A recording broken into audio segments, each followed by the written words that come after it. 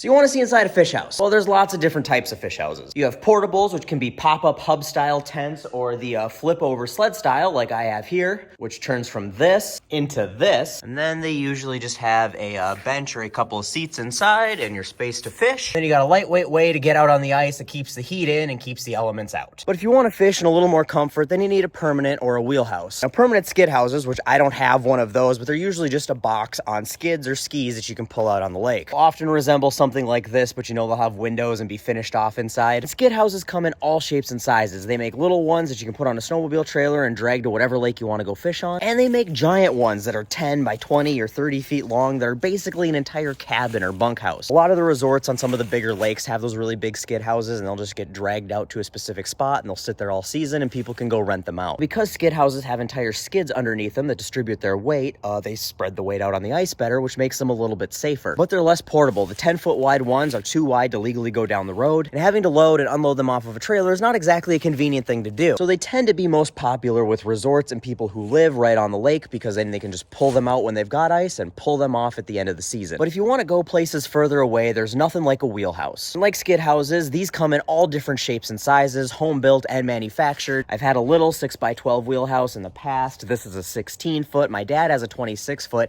They make like 32 or 36-foot fish houses now that are fifth wheels even and everything. It's getting a little ridiculous and out of hand. My very first wheelhouse was just an old camper that I cut holes in the floor of. But these are nice because they drop right down to the ice. There's a bunch of different designs to make that happen. The most two popular are just hand crank, where you've got like a boat winch that you can crank them up and down with, or hydraulic. Mine has electric jacks that'll pick it up and I can pull a pin and then let it back down onto the ice. And that helps keep them warm when they're sitting on the ground because the air can't get underneath. It also helps because then you don't have to pull the fish so high up out of the water and risk losing them. And ice fishing usually involves a lot of drinking, so when it's sitting on the ground, stepping in and out onto slippery ice is, just slightly less hazardous. But you wanted to see inside, so welcome to my crib. Sorry, it's still a mess from hunting season because that was the last time I used it and haven't really cleaned it up since. But this is just what mine looks like. It's pretty basic. Top bunk and back goes up to the ceiling. The bottom bunk will turn into a dinette set or flip up out of the way because that back door opens up and I can pull four-wheelers or whatever inside because it's a toy hauler. Then it's got storage up over there, a little bit more storage up there, television, storage I added,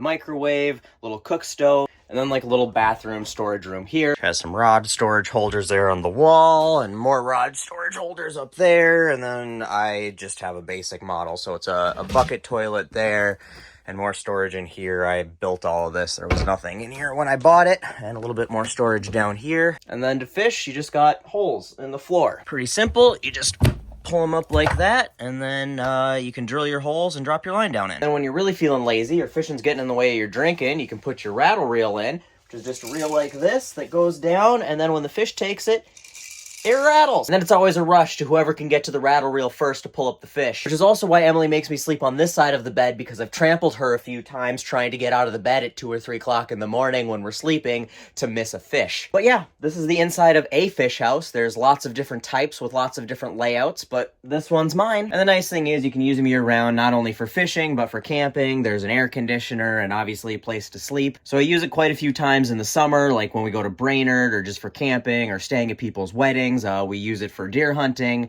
I probably use it more for not fishing than I do for actually fishing. In fact, in the last 2 years, I haven't used it for ice fishing at all, because last year we got too much snow too early, and that made the ice really sketchy, and this year we just really didn't get hardly any ice at all. Anyway, that's the inside of my ice house, and if you're kind of interested in ice fishing, you should go watch the movie Grumpy Old Men, because it's a good movie, and it's also kind of about ice fishing, and Minnesota, and grumpy old men, and love and romance and stuff, but it's a good movie. You should go watch it. Alright, I don't know how to end this video, so bye.